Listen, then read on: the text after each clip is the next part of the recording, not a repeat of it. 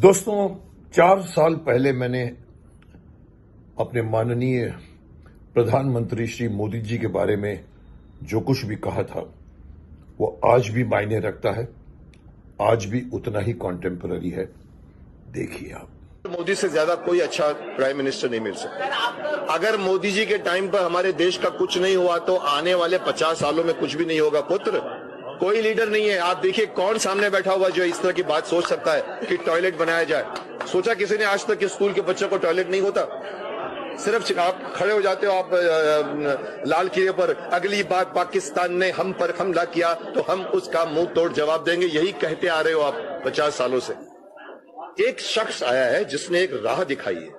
अब राह में रोड़े बहुत होते हैं। ये किलविच के बाशिंदे भी होते हैं, शकुनी के भांजे भी होते हैं। तो प्रोग्रेस कितनी हुई उसमें मत आंकिए। सोचिए कि सामने कोई लीडर बैठा है जो मोदी जी की तरह सोच सकता है। माफ करना कोई नहीं है।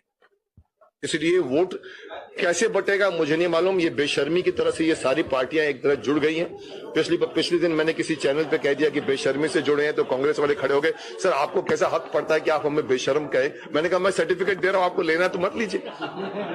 पर इससे ज्यादा बेशर्मी क्या होगी कि जिसको आप गाली दे रहे हो, जिसके साथ आपने झगड़े किए हैं, सिर्फ गोली नहीं मारी होगी शायद, पर जितने के आपने वर्ड्स के दागे हैं उनको आप कहते चलो हाथ मिला लेते, चलो मिल लेते, चलो मिलते हैं थोड़े टाइम के लिए मिल लो। बस इस शख्स को हराना है। देश का कोई फायदा नहीं सोचा। इस शख्स जिसका नाम नरेंद्र मोदी है उनको हराना है, बस उनका यही लक्ष्य है। आगे करोगे क्या आप?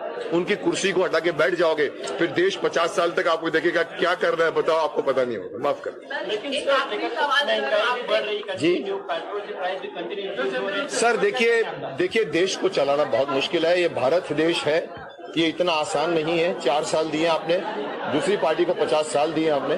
पेट्रोल के पाइप उस जमाने भी ज्यादा थे।